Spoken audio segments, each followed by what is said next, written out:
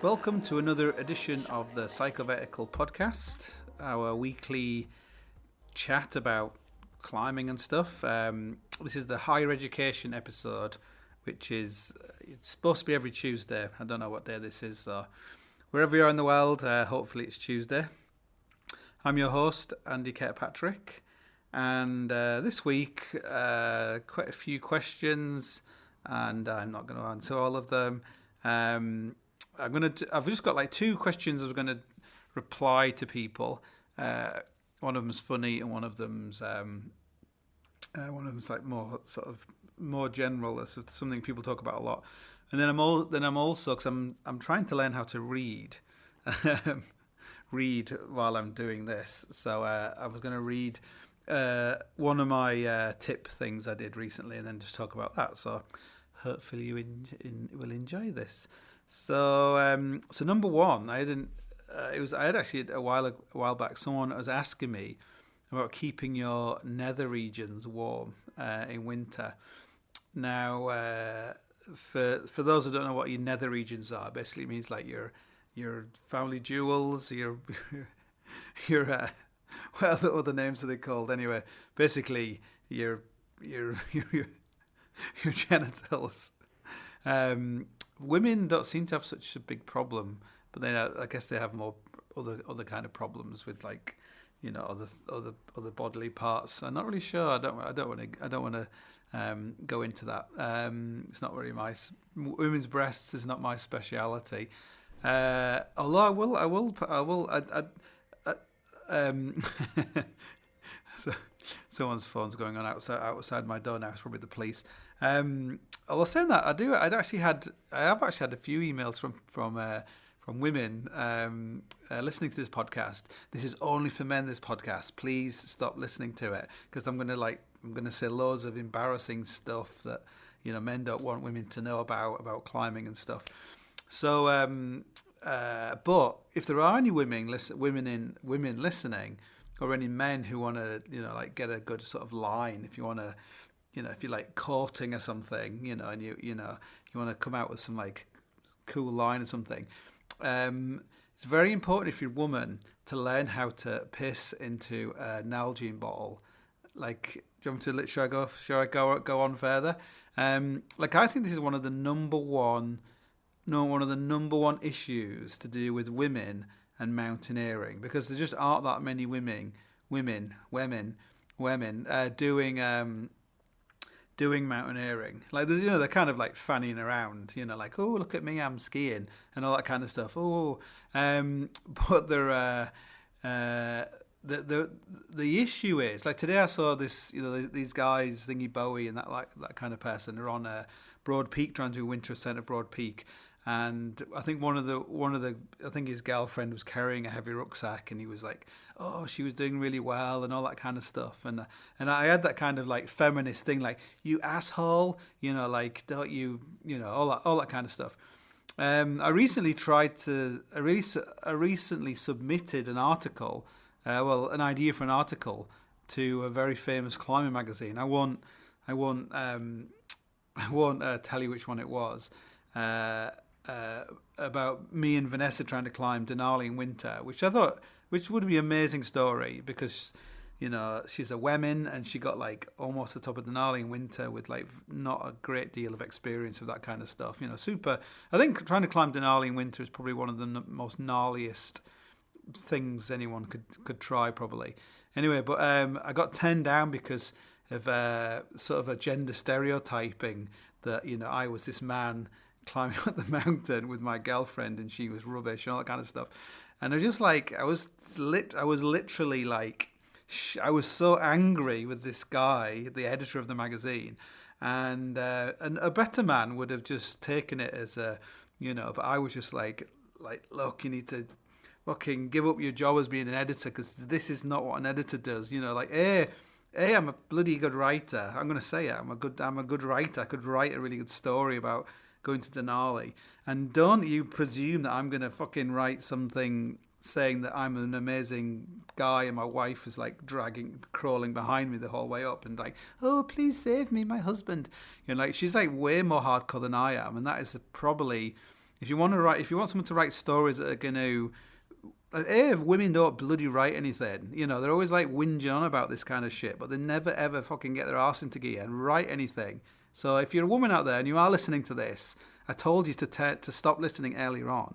But if you're still listening, then I was going to say like doing the washing up or something, but that would be sexist. I've just done the washing up, so I feel I can say that. I nearly bloody burnt my hands off. The water here is like so hot. Anyway, so write something. Start bloody writing about your experiences. Doesn't matter how. Don't bring in gender into it though. That's a bit of advice. That's my advice to you. Don't make it about you being a woman. Just make it about you being a human being. And I just think so many really talented writers. This is my opinion. So many talented writers are just getting totally hijacked by all this kind of bullshit stuff that is just dehumanizing them, and it just it's just not. It's like tying your writing around some like some band that's big at the moment. That it's not going to make any sense. People are just going to think you're stupid. They're not going to think you were being all this kind of stuff. So I hope women not listen to this, because they're all going to be like, oh God, sending me emails and being horrible to me and stuff like that. What was my point? Oh yeah, pissing into an Nalgene bottle. Now this, like, for a man, this is like mountaineering 101. You have to learn how to, not only have to learn to piss into something, like ideally you begin with a bottle, and then you basically end with your cup, as in, there's like a thing where I wrote a story called The Ode to a Piss Bottle. So you begin with the bottle, and then you sort of develop, you get more sophisticated until you just end up pissing into your cup that you drink out of, which is totally fine. It's like the Romans used to do it. But you have to also learn to piss on your side. That's very important. None of these, don't want to be one of these people who have to get out of the sleeping bag and piss into a bottle. Like, that's just you're a total loser. But women, this is the big thing for women, is when you're on a tiny bivy ledge, or you're in a tiny mountaineering tent. There's no room whatsoever. There's just no way you are going to get out of your sleeping bag and start walking around to have a piss. And if you can't have a piss, you're going to be awake all night long. It's going to be like hell on earth. You're just not going to enjoy it whatsoever. So you have to learn how to piss into something inside your sleeping bag. You can't do it on your side, but you can kneel inside your sleeping bag and have a piss. And unfortunately, shiwis just don't seem to work. Maybe they work for some people, but I just don't. It don't seem to work for women in my experience for mountaineering. So basically, you have to learn to piss into a Nalgene bottle. Now, an Nalgene bottle's got unless you've got a medical problem, you should be able to piss into a Nalgene bottle. And also, you need to know where your piss is coming out of as well, because again, some women don't really know about these kind of things. So practice in the shower. Make sure no one comes in, because they'll wonder what you're doing. For men, you can practice having a poo into a bag as well. At the same time, it's kind of romantic. Do that over the toilet, because you think you know where your asshole is until you have to poo into a bag. I don't know why I don't want to poo into a bag, but you want to. It's like equality. So women can poo in the bag as well. Not at the same time. Yeah, because honestly, if any women are listening to this, this is the best advice you are ever going to get in the world. You can bitch about women's waterproofs being A, pink, or B, black. Why can't we have nice colours, and why do we have to have bright colours, that kind of thing. But this is pissing into an Nalgene bottle. It will change your life. So I'm straight off right from the spot. Wasn't even meant to be talking about piss bottles. And maybe I'll cover piss bottles in more depth later, some other time, because I'm just gonna have a tea break. Ready? Right. I'm trying to drink less tea because I have to get up so early in the morning. I know I always go on about how early I have to get up in the morning. Do anybody listen to Jocko Willink? Jocko Willink. Now, Jocko Willink is this guy. He's like this SEAL guy, like US Navy SEAL, and he's like the hardest. He sounds like the hardest man in the world. He's a little bit too American. He's starting to become a bit of a cliche of himself now. So, but people will be like, "Oh, Jocko, how do you get over depression?" And he's like, "Get over it," and that's it. Um, so Jocko Willink gets up. I think he gets up at like 5 o'clock every day, and he always like takes a photograph. He just like does like 1,000 press ups, and then takes a photograph of the sweat on the floor, and that's like, getting on it, like. But I kind of do the similar kind of thing, but I have to get up. I get up at 5:30. I'm a bit of a, I'm a bit lazy, so I get up at 5:30. So if you have to, I've been trying to drink less tea, because if you got to get up at 5:30 and you've got to have a piss as well in the middle of the night, it's not good. But apparently, if you don't have a piss in the middle of the night, you're not drinking enough. Don't know if that's true. If you piss in the bed, that would be quite good. Then you could save you won't have to get out. Anyway, I'll save those things up for when I'm a bit older. So the first question, back to the first question, was about the warm bits, keeping your bits warm. I don't mind seeing the word genitalia, but I think bits is a bit more, It's like children might be listening, little bastards. I always wanted to open like a child care centre called Little Bastards, and I wonder how many people would put their kids in there. So the warm bits, keeping your bits warm.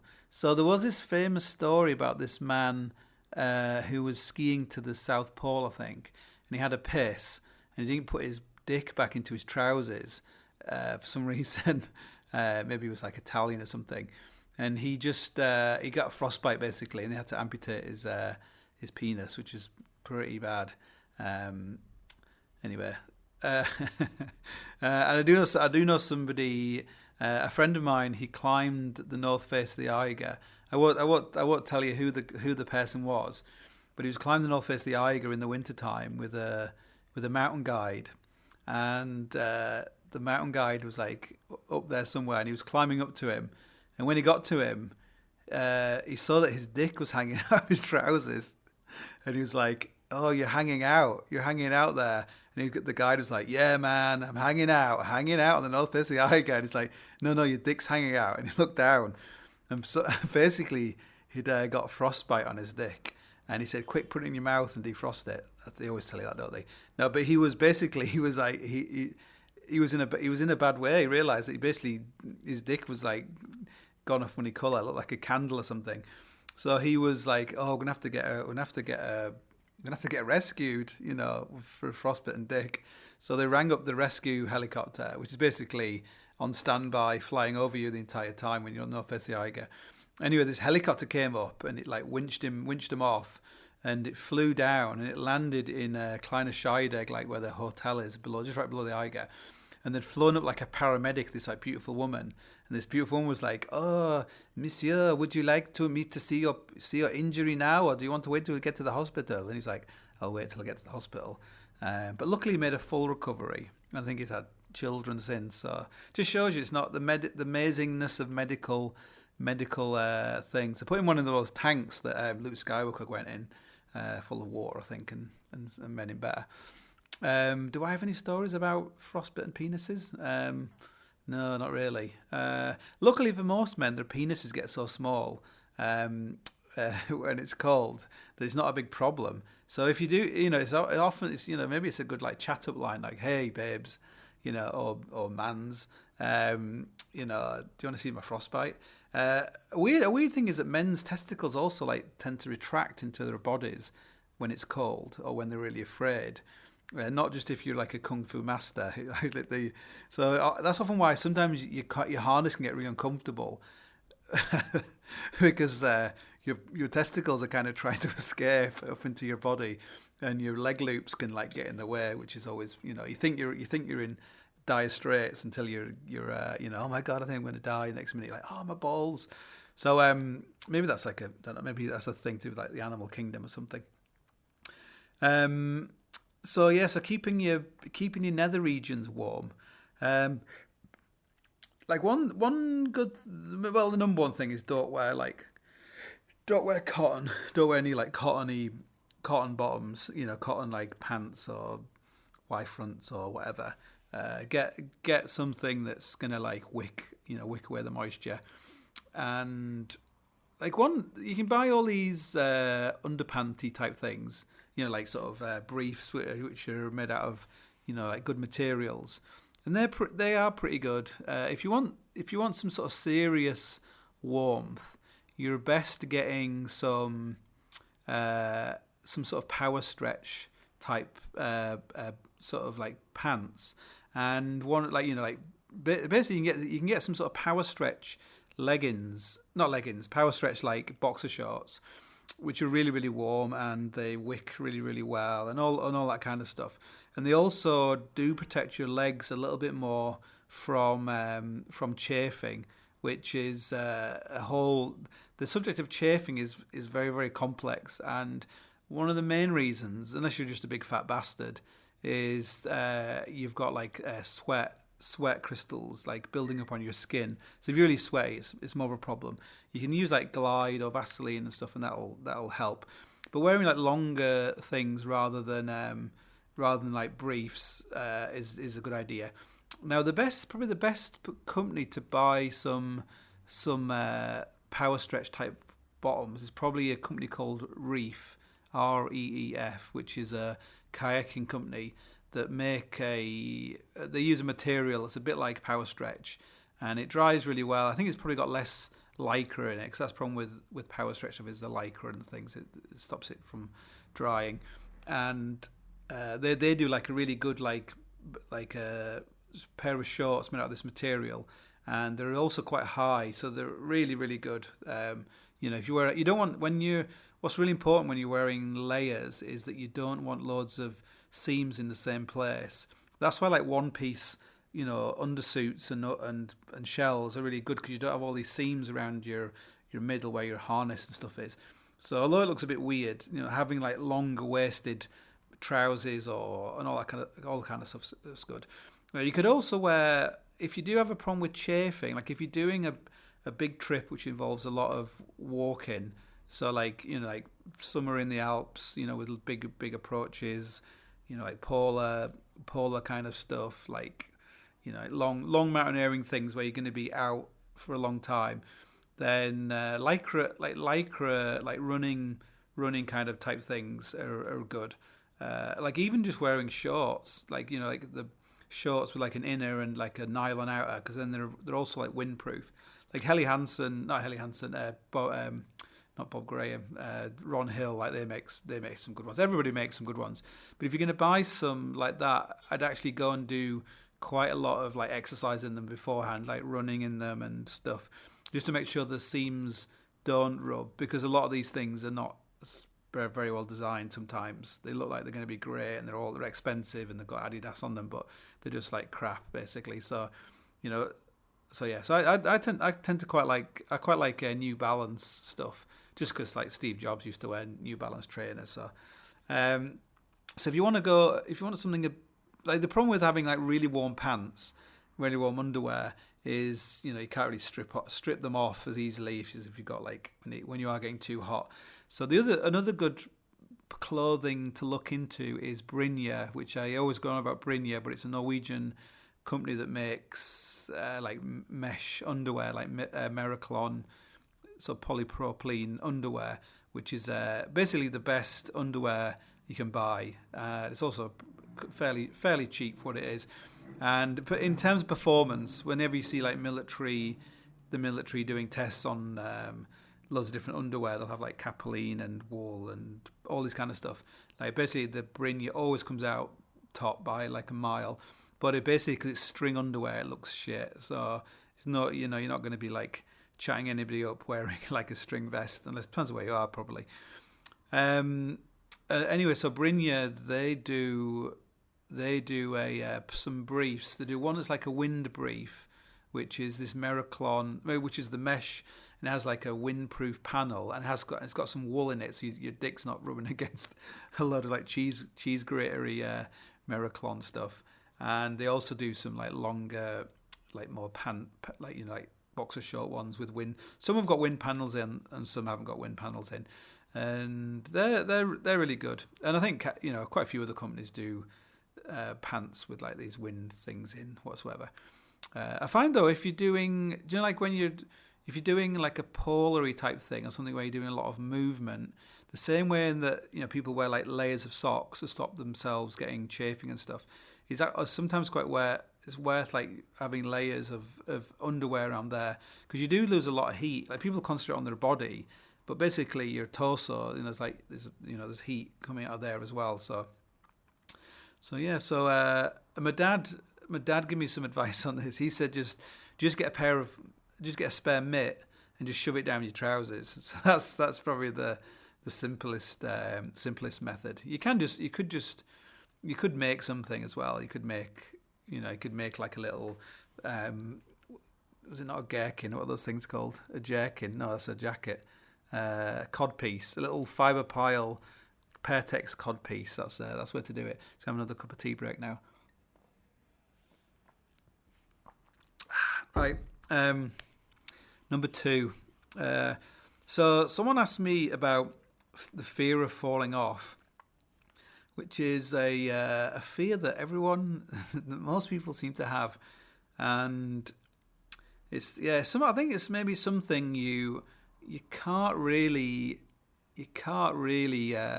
give a lot of advice about it, because it's a very personal thing, and I guess it's a bit of a journey. Like I think most climbers don't like falling off, especially if I'm mainly a trad climber, so I'm not keen on falling off. I'm just not into it really, because the kind of climbing I'm doing, it's not overhanging. So if you're taking like lots of falls, there's always like little edges and corners and things where there's a chance you could like hurt yourself. So there's this idea that everyone who's climbing should be like taking big whippers, but that's probably not a good idea. Like if you're at the point where you're Tim Emmett, or you're some really good climber, like a good like trad climber who's like pushing the boundaries, like Hazel Finley, or those kind of climbers, you're generally not taking big whippers off like a slab, or really a slab. If you are falling off a slab, it's so smooth, you're just going to be sliding down it probably. If you're taking big falls, if you look at what's your man who's climbing in the Bugaboos, you see him taking a massive fall, but basically he's like falling into space.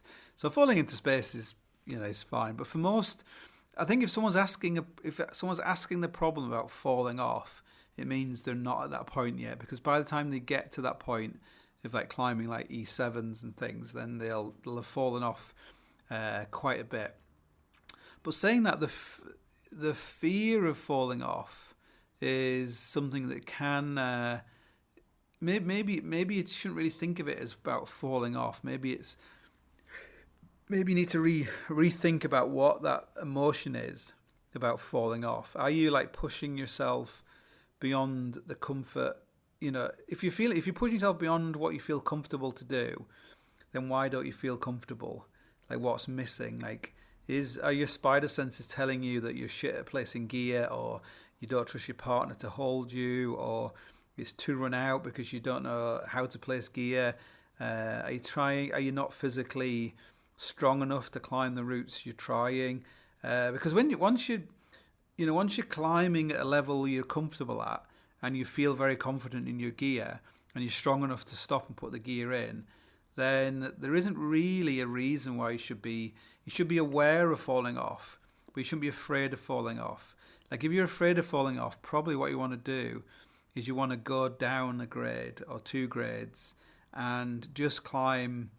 Just say to yourself, right, I'm going to do like 30 routes. Like if you're trying to do like E1s or something, or you're on, you're going from like 5.9 to 5.10, and you're really, really shitting yourself and you're scared all the time, you're not going to climb very well. You don't climb very well when you're afraid to begin with. You have to be in a different mindset. So if I was say if I'm like Pablo Escobar, and I get you and I throw you into a pit, and the pit's got like a lion in it, and I throw you a like a bamboo stick, and I'm like, right, fight to the death. Like if you're just totally terrified about being eaten by that lion, the lion is going to eat you. But if you get in that thing and you pick up the stick and you're like, I think I can do this, and then you get eaten by the lion, you're just in a different mental place. You can think more clearly. You can position yourself where the lion can't get behind you. All these kind of things. Where if you just like I know I've been like so afraid sometimes. Like I once was so afraid that I actually sort of blacked out. Like I don't even know it's just you're I don't know if why, but you almost can't get the light into your brain from your eyes because you're just so tense and afraid, and you're just somehow like failing to fall off and carrying on up the route, but it's just no fun whatsoever. So I think it's often worth like moving down a little bit and think, right, I'm gonna do like 20, 30 routes at this grade I feel comfortable at, and just like really nail that grade, and then until it's easy, and then just move up again, and then do the same thing. So you're not always in this position of being like off balance the whole time of like, because there's so many you got to nail all the bits. You got to be physically able to climb comfortably. Yeah, you're like sometimes you have to like just go for it, but if you're just going for it on every single route you do, you're gonna bloody kill yourself. So you just need to save up those times when you're going for it. Like basically do 30 routes at that grade and then move up one grade and go for it. But then eventually you should get to the point where you find that easy, and try and focus on why. So for me, I think a big problem is this not to do with getting pumped in your arms. It's having strong feet so you can stand on something for a long time without getting really sore toes or really sore like pumped calves and things. So the ability to stand somewhere comfortably for me is more important for me than the ability to hold on. Probably some climbing routes where holding on isn't, like I don't remember the last time I got really, really, really pumped, but because I'm only climbing like vertical, slabby kind of routes. So, but I don't remember the last time I got totally boxed, pumped, because I've got very good at like resting, standing on my feet, like shaking out, all those kind of things. But I always try and build up the strength in my legs really, and also I tend to wear boots which are comfortable. So I'll wear the boots I usually wear are like Sportiva TC Pros, because I just really like those kind of boots, and they're very, very comfortable. Like if I have some other boots where they've got like the slingshot kind of round thing, just find them like really uncomfortable after a while. So I just find it better to have to be, I don't think you need to have these like super, boots just have to fit really.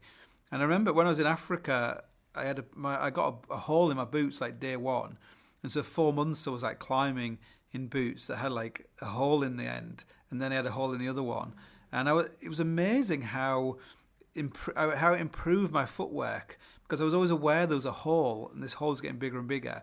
So I just placed my feet in a different way.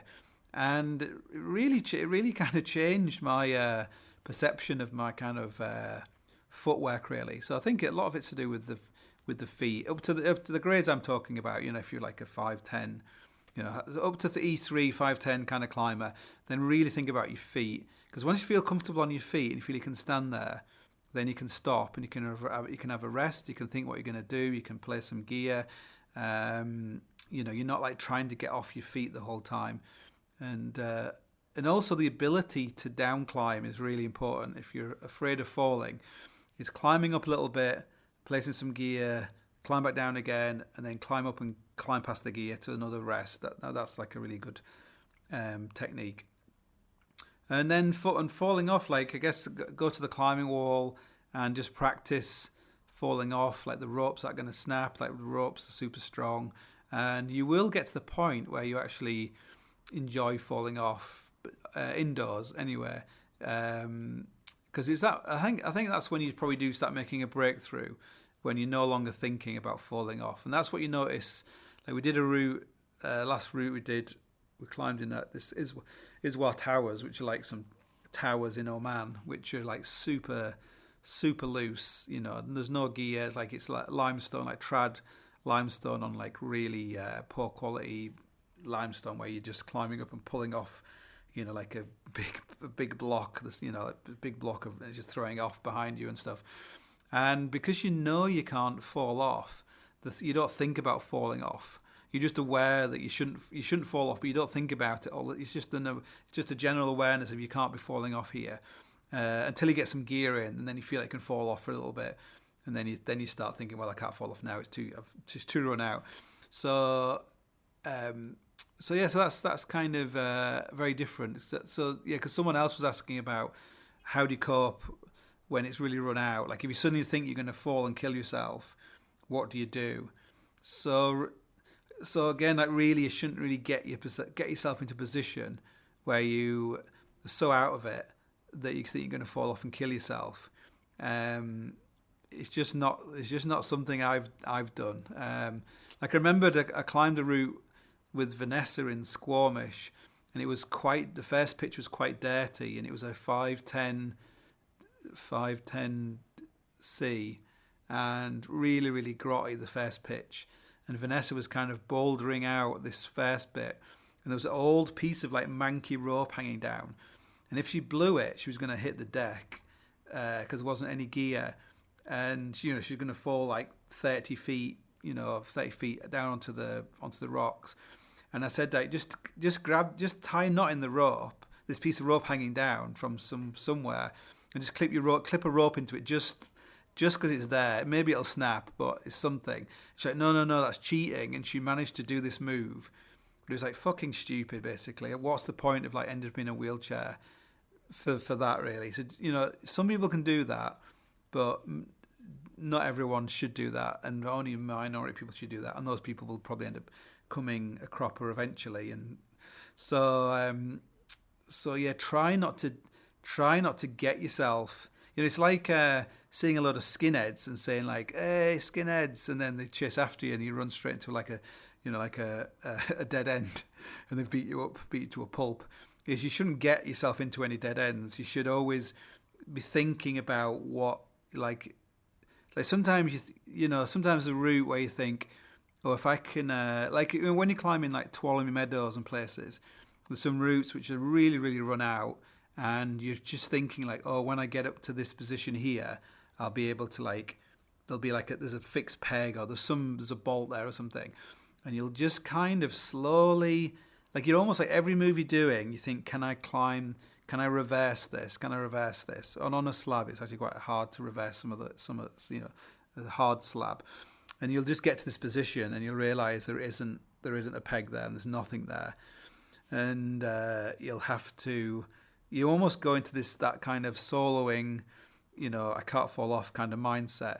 But that's not a mindset you should be in if you're just sketchy and terrified and can't see anything.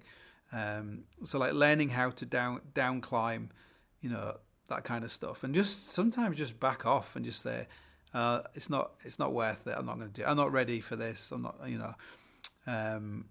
and just get good at placing. Just get good at placing gear. Place lots of gear. Don't be afraid. Never think, oh, someone's going to think I'm a wimp because I just placed like 2 wires here, or I've placed a really good belay or whatever. Like when you're leading, you can place as much gear as you want. In fact, the more gear you place, the stronger you are. That's why I kind of think of it. Someone who runs out of pitch and only puts 2 wires in, they may think they're really, really hardcore. But they're not really. You got to be professional about it. You got to protect your second, protect yourself. If the rock's not very good, you got to place a lot of gear. And even if the rock's not good, you want to be placing gear, as often as you can. And the more gear you place, the quicker you are at placing it, the better your partner gets at taking it out. And there's a time to run it out, and there's a time not to run it out. And when you don't have to run it out, don't run it out. So fear of falling. Hopefully, if anyone has any other ideas, feedback, email me that. So I'm going to finish off because I'm trying to learn how to read. So a while ago, I did this thing. It was called 365 climbing tips, and the idea was to write a climbing tip every day for 365 days. And I only got to about 50, then I stopped because basically it was taking up too much time to do it. I might revisit it, but I'm basically trying to finish a book at the moment. It just with this podcast and everything else, I haven't got time to do it. So I was gonna. I thought, because I'm trying to learn how to read, and sound natural, like I'm actually saying it. So for something else, so I'm gonna read this little tip. I'm gonna go backwards on the tips every Tuesday, and then maybe there's some like really really terrible crap ones in there. I'll fish them out. And I think some of them are quite good. Some of them are really obvious. Like some of them, like what the thing is, you end up, you write a tip. I've not blocked many people on my social media. I only ever blocked like one person, I think, who was a psychopath. Sean Kenny, if you're listening, I'm talking about you. And I only blocked him for his own benefit because he just sounded like a crazy person, and that's my job. I think I blocked James McAfee because like I would put a tip up there, and like James is like one of the best climbers in the world, and he's like super super experienced. He's climbed all around the world, but he has this trait that a lot of really good climbers there have, which is he's just a bit of a knobhead sometimes. In that I love him really, but I think I don't know, like you can never underestimate how little someone knows or how little someone understands. So if you start saying how to tie a figure of eight, or like how to tie a figure of eight, in the middle of a rope, or like how to coil a rope. How to make a cordelette smaller, or how to tie off a cordelette when it's just a strand. Like people, like everyone knows that. How to tie your shoelaces on your rock boots so they don't come undone. Like really really obvious stuff, but people just don't often know it. They don't know what's a good length of a cordelette, or loads of stuff you take for granted. So I think like James has been a bit too. He's just been a bit too critical of my top tips, and I am, like I told you, like I said on my last podcast, I'm very sensitive, and often when you're doing this kind of stuff, you're like, no one's bloody paying me for this. Do you know what I mean? I'm taking my time to write this top tip, and I'm drawing a little picture with it, and I put it on Instagram and on Twitter and all this kind of shit, and yeah, maybe someone might buy a book or something, but the amount of effort that goes into it and the amount of return on selling a book, I'm basically doing it for free. So don't give me a hard time about it. Like go off and start your own website and do your own thing. So anyway, so hopefully maybe I might let him. I might unblock him, but hopefully he's gone off social media now, because it's like, anyway, it's cancer. So no, he's not cancer, but social media is. Yeah. So I'm just going to read this. This was tip number 50, I think, and it was about It's about a problem that a lot of climbers have. I just need to have another last cup of tea. It's getting cold now, so last cup of tea. Last drink of tea. Right. I sound a bit like Scott Adams. I don't know if anybody listens to Scott Adams, his podcast, but he always drinks coffee at the beginning, so I don't want people think I'm a Scott Adams kind of guy, because he's, he might be a funny guy and, very insightful, but, he's dubious. You don't want him to think I'm anything to do with Scott Adams. So, although I've been talking about pissing in analogy bottles, so how bad can it get? So here we go. When you're climbing on double ropes, it's vital that you try and keep both strands separate, as twists form tangles and tangles create distractions. One way to avoid these unnecessary problems is to just avoid the problem in the first place and just be proactive, not reactive. Always try and sort out the ropes into two piles before you start, one on the left and one on the right, the leader's rope coming off the top of each. And in brackets, don't just sort it out as the leader is climbing, as this is as dumb as sorting out your parachute once you've jumped out of a plane. I tend to always have one rope that's red, so always start with that on the right, red for right. Once you've got your two piles, tie the red into the right side of your tying point and the other rope into the left. The belay should always tie into one rope, but not both. If you're not tying in at all, tie a knot in both ends, so the ends are easy to see, and stop you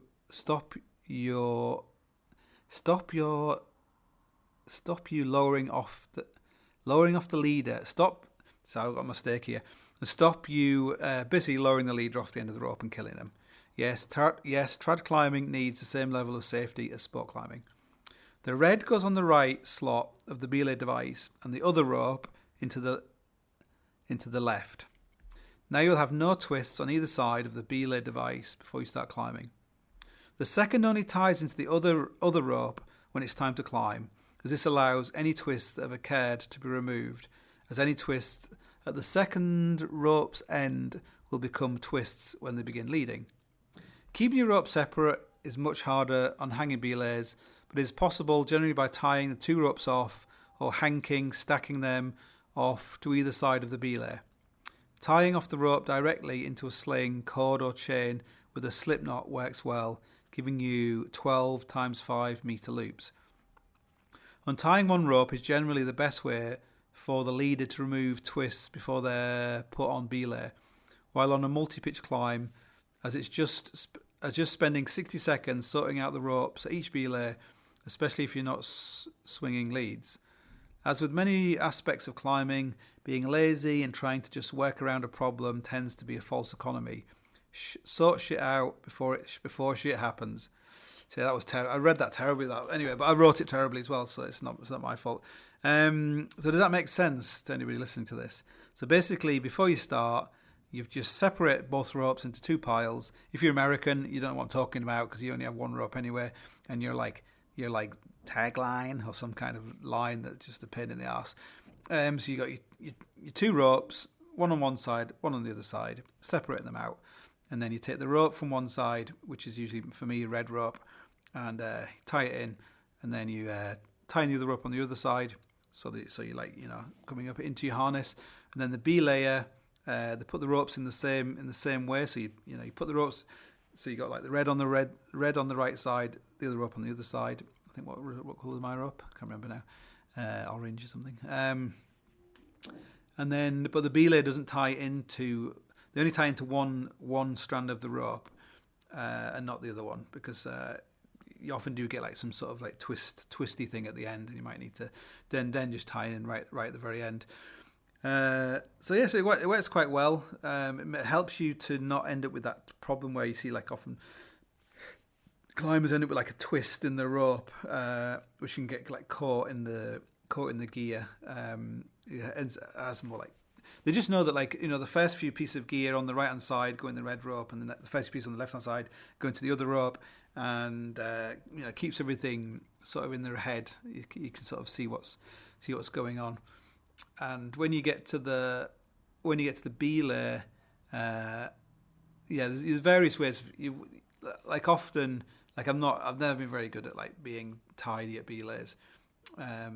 So often it depends where it is. Like sometimes I'll just, if you're on like a small ledge, I'll just belay the person up, and I'll just belay all the rope down onto the ledge, and then when they come up, then I'll just like really quickly sort the two ropes out into two piles again, and then they'll set off, which is a little bit slower, but it's just sometimes a bit of a pain to be trying to like feed the rope out into different piles and stuff. Just get it all sorted out before you start. It only takes like a minute, and then and if it's like on a hanging belay, the technique I generally use is I just tie. So like as the rope's coming down, it's creating a loop. So it's coming, so say you're like 40 metres up on the belay, so you're going to pull up like 20 metres of slack.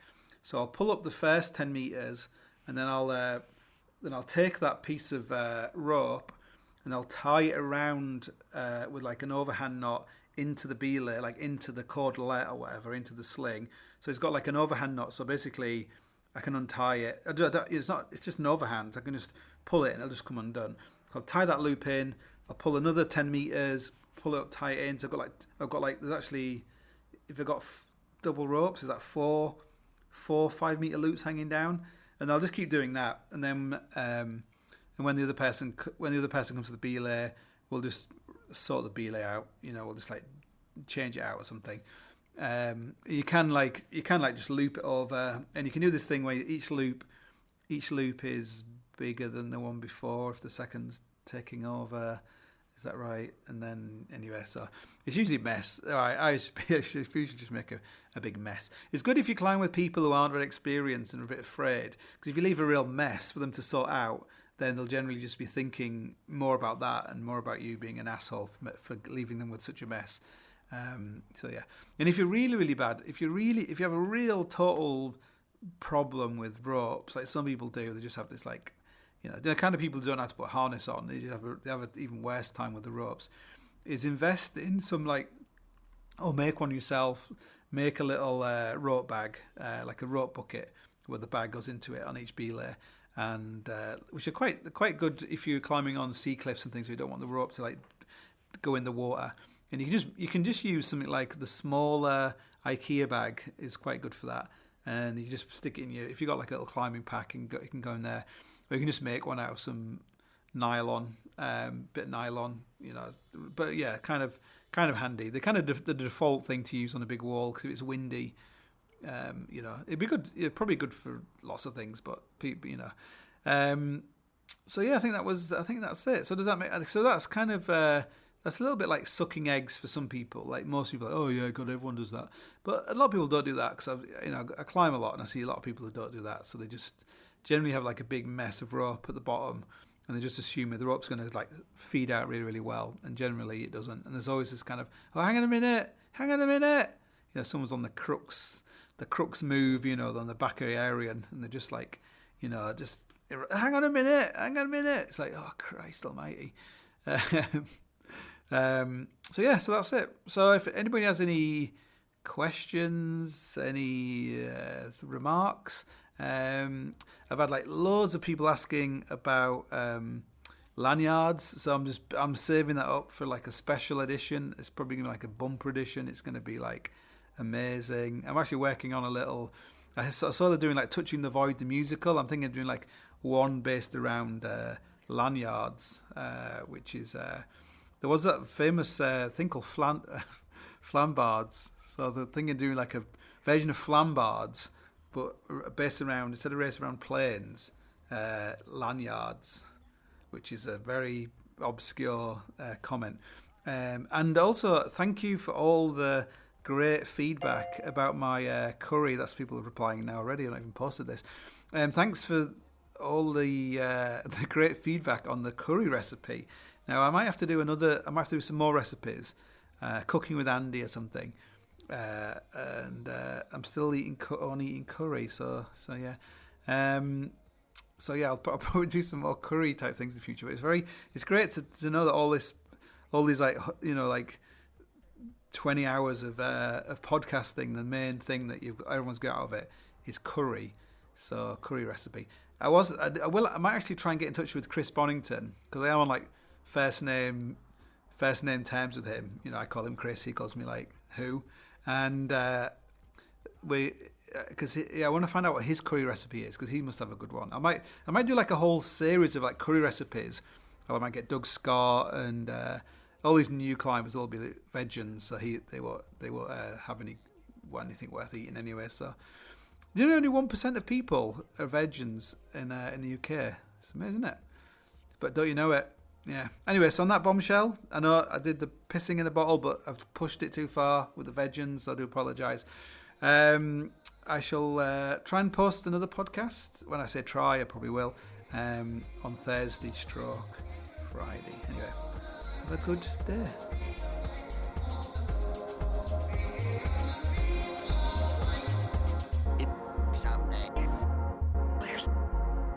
I'm sorry. Someday.